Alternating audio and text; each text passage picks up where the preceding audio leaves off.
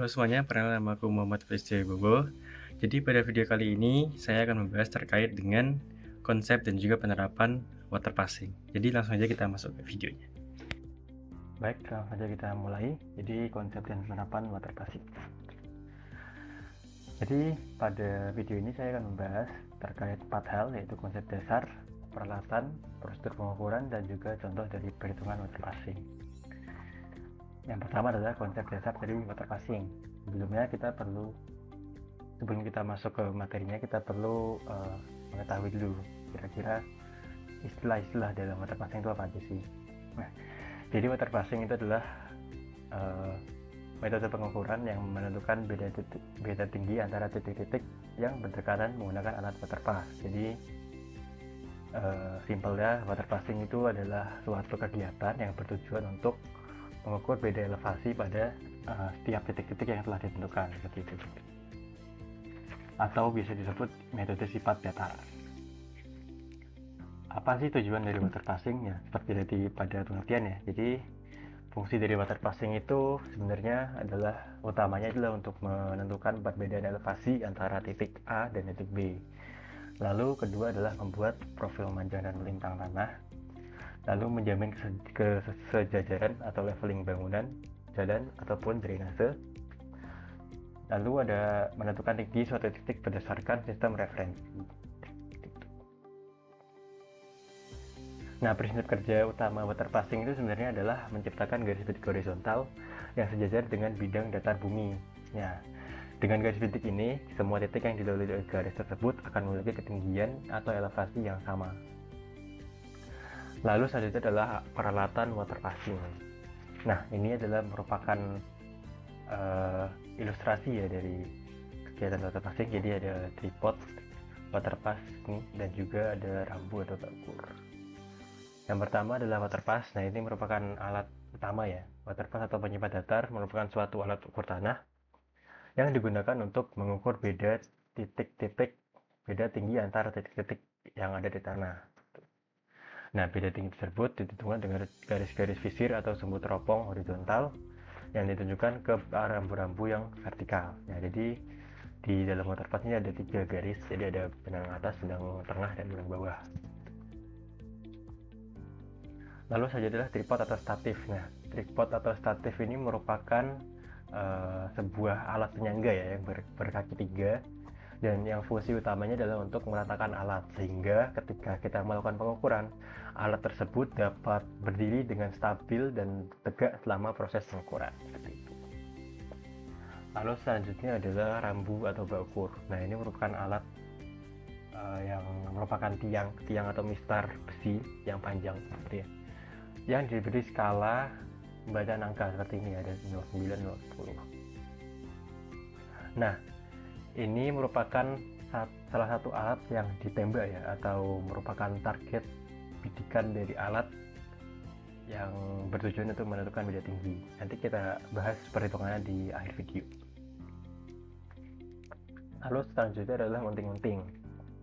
Nah, unting-unting ini biasanya dikaitkan ya di bawah tripod menggunakan tali, yang fungsinya adalah untuk memastikan bahwa tripod atau alat kita sudah berdiri tepat di atas titik yang kita tentukan.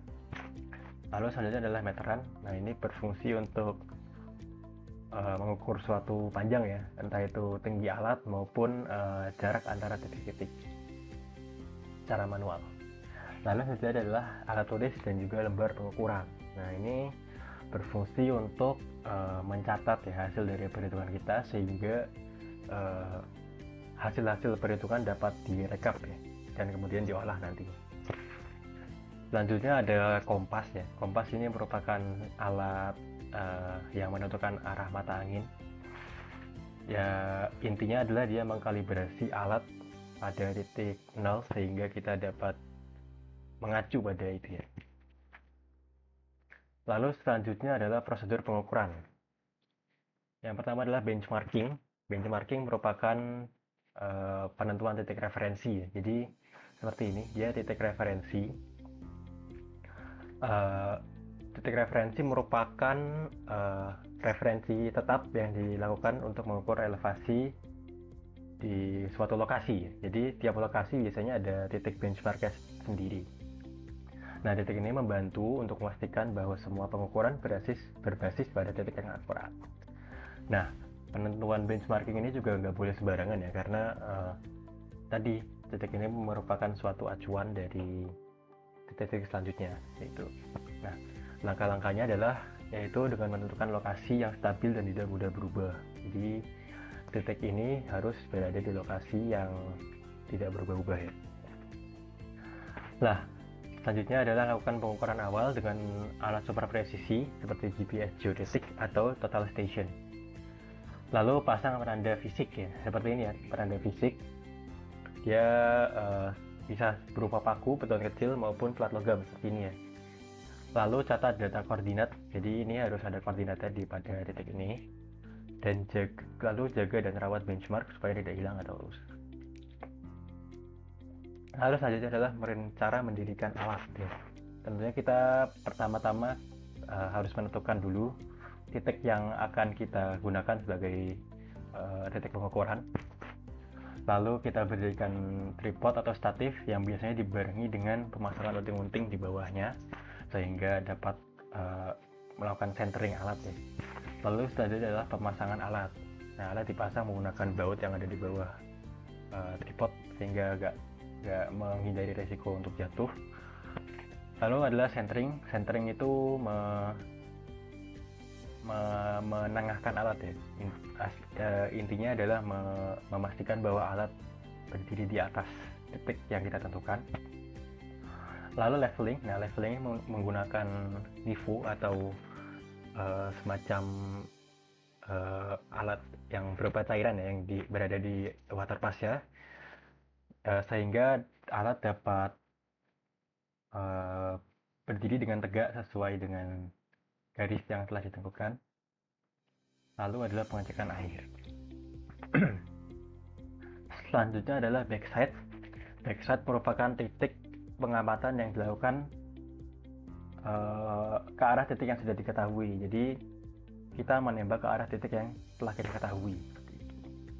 Nah, fungsi dari backside ini merupakan sebagai acuan untuk mengukur titik-titik selanjutnya. Lalu foresight merupakan pengamatan ke arah titik yang belum diketahui koordinatnya. Nah, titik ini nantinya akan dihitung berdasarkan hasil dan pengukuran. Nah, backside dan foresight ini penting karena untuk mengukur titik yang belum kita ketahui, kita perlu mengukur dulu titik yang menjadi acuan kita supaya nantinya hasil dari pengukuran kita itu lebih akurat gitu. Lalu ini merupakan rumus dasar perhitungan elevasi. Ini kita coba di video. Lalu selanjutnya adalah perhitungan water passing. Yang pertama adalah profil memanjang atau longitudinal profile. Nah, ini merupakan irisan tegak pada lapangan dengan mengukur jarak dan beda tinggi titik-titik di atas permukaan bumi. Nah, profil memanjang ini biasanya digunakan untuk mengukur sesuatu yang panjang ya. Contohnya adalah mengukur jalan dan lain-lain. Lalu selanjutnya adalah profil melintang atau cross section. Nah, ini merupakan irisan yang posisinya adalah tegak lurus dengan profil memanjang. Jadi jika profil memanjangnya seperti ini, kita mengukurnya adalah secara tegak lurusnya ya. Di fungsinya adalah untuk mengetahui elevasi di sekitar titik atau profil memanjang seperti itu. Nah, selanjutnya adalah perhitungan. Jadi misal diketahui pada suatu perhitungan ya. Jadi alatnya tengah sini ada titik 1, titik 2, dan titik 3. Kita menjebak ke belakang, itu hasilnya 3,2 meter. Kita menjebak ke depan, hasilnya 1,5. Lalu elevasi pada titik 1, 80 meter. Ini di atas permukaan laut ya. Lalu HI atau height of instrument yang di atas tanahnya adalah 1,6 meter. Jadi jarak antara instrumen dan juga tanah ini 1,6 meter tinggi alat ya. Yang pertama-tama adalah kita agar memudahkan, kita mencari langsung ke tinggi alat yang berdasarkan MTPL ya. Jadi Cara menentukannya adalah dengan backside ya.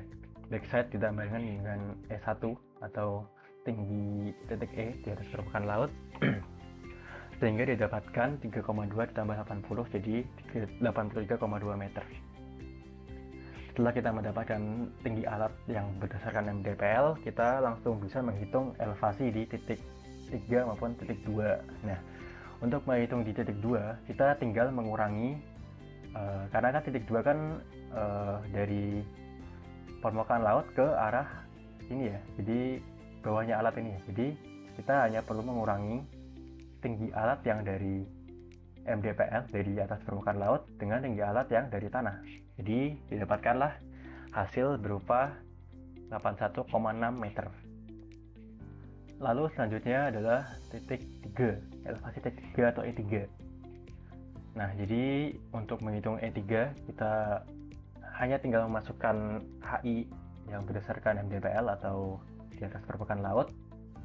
Jadi dari sini ke sini ya, kalau kita dari permukaan laut ke arah titik sini, dan kita tambahkan dengan foresight-nya. Jadi kita nembak sini, kita menembak ke arah depan, hasilnya berapa? Jadi kita dapatkan hasilnya di 1,5. Jadi HMDPL tambahkan dengan 1,5 jadi 84,7 meter. Jadi seperti itu kira-kira perhitungan sederhana ya dari penentuan elevasi tiap titiknya. Nah, jadi terima kasih, sekian dari saya. Mohon maaf bila ada kesalahan. Wassalamualaikum warahmatullahi wabarakatuh.